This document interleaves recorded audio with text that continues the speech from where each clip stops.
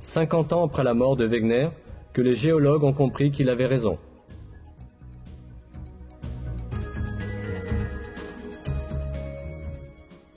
Découvert grâce aux recherches géologiques effectuées au début du XXe siècle, ce mouvement de l'écorce terrestre est expliqué par les scientifiques comme suit. On a mesuré la dérive des continents d'1 à 5 cm par an. Un point important doit être souligné ici. Dans le verset, Dieu décrit le mouvement des montagnes comme une dérive.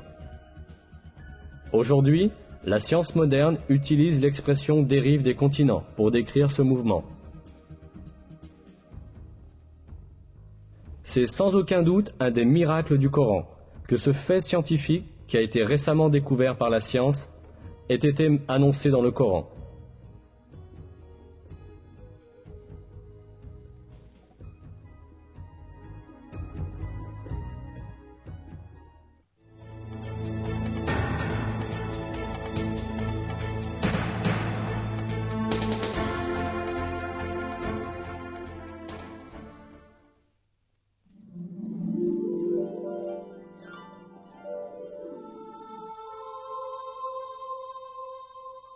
Le fer est un des éléments soulignés dans le Coran. Dans la sourate El-Hadid, c'est-à-dire le fer, nous apprenons: Et nous avons fait descendre le fer, dans lequel se trouve une force redoutable, et des avantages pour les hommes. On pourrait comprendre l'emploi du mot « fait descendre » à propos du fer dans un sens métaphorique, c'est-à-dire qu'il a été mis au service des hommes. Mais si nous prenons en compte le sens littéral du mot, celui de faire descendre physiquement du ciel, nous nous apercevons que ce verset implique un miracle scientifique très significatif.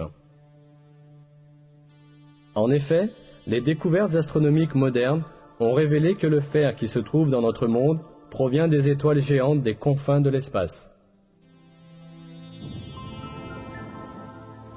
Les métaux lourds de l'univers sont produits par le noyau des grandes étoiles. Notre système solaire, lui, n'a pas la structure nécessaire pour produire le fer à lui tout seul. Le fer ne peut être produit que dans des étoiles beaucoup plus grandes que le Soleil, où la température atteint plusieurs centaines de millions de degrés.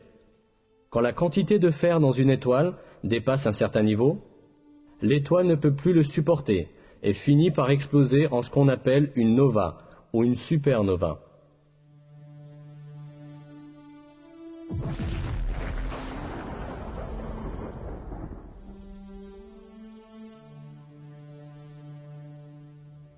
À la suite de cette explosion, des météores contenant du fer sont éparpillés dans l'univers et se déplacent dans le vide, jusqu'à ce qu'ils soient attirés par la force gravitationnelle d'un corps céleste.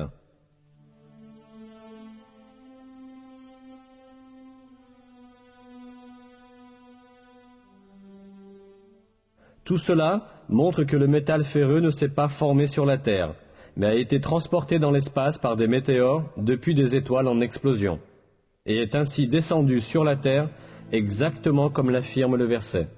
Il est clair que ce fait n'aurait pas pu être connu scientifiquement au 7e siècle, à l'époque de la révélation du Coran.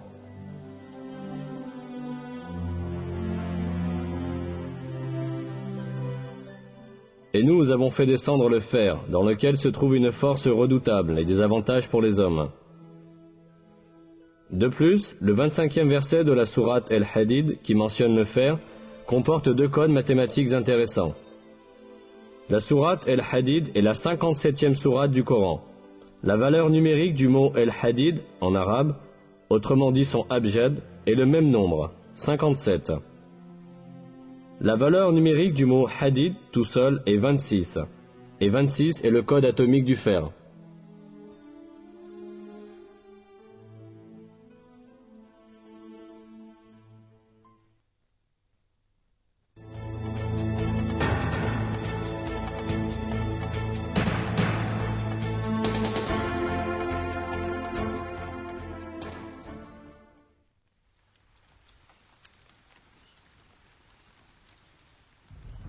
Un verset du Coran mentionne la fonction fécondatrice des vents et la formation de la pluie qui en résulte.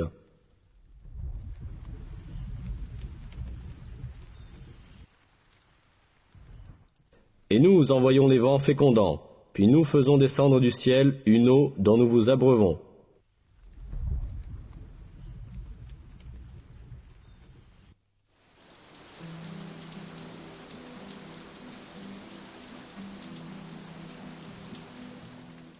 Ce verset souligne que le premier stade de la formation de la pluie est le vent.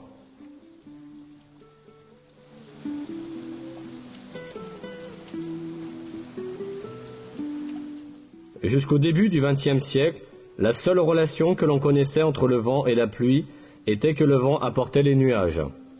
Mais les découvertes de la météorologie moderne ont démontré le rôle fécondateur des vents dans la formation de la pluie.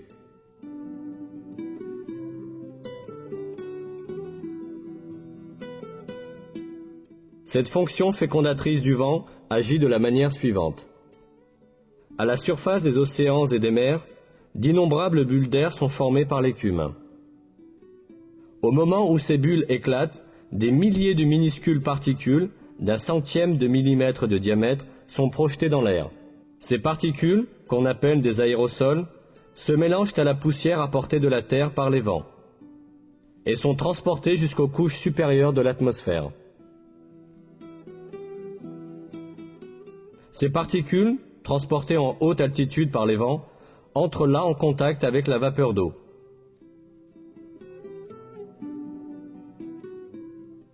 La vapeur d'eau se condense autour de ces particules et se transforme en gouttelettes d'eau.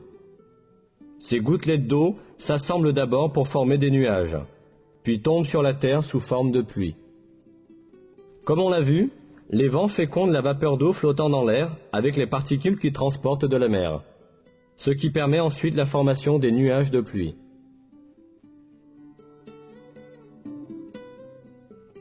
Le point le plus important à retenir ici, c'est que ce rôle crucial des vents dans la formation de la pluie a été affirmé il y a des siècles dans le Coran, à une époque où les gens ne savaient que très peu de choses des phénomènes naturels.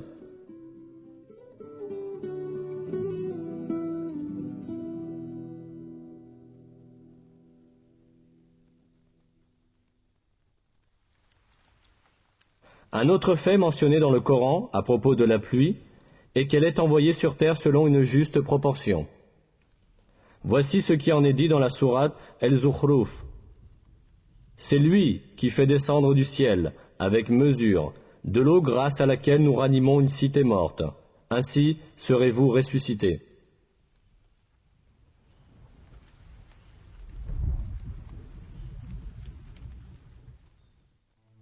Cette mesure de la pluie a elle aussi été découverte par la recherche moderne. On estime qu'à chaque seconde, environ 16 millions de tonnes d'eau s'évaporent de la Terre.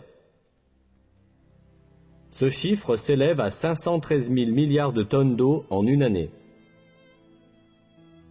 Ce dernier chiffre est égal à la quantité d'eau qui tombe sur la Terre